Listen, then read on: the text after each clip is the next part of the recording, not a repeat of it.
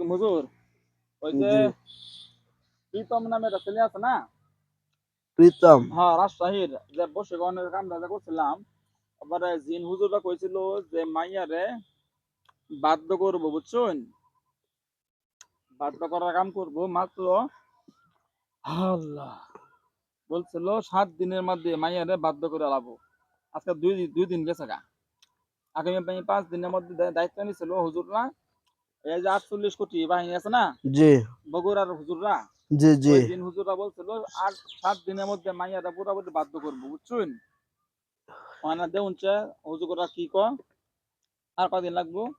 আর আগামী 5 দিনের মধ্যে কি মাইয়ারা বাধ্য করতে পারবো? হুজুর সামনে আসেন।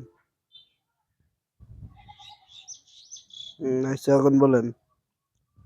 আগামী 5 দিনের মধ্যে কি মাইয়া ছেলের লগে কথাবার্তা বলবো?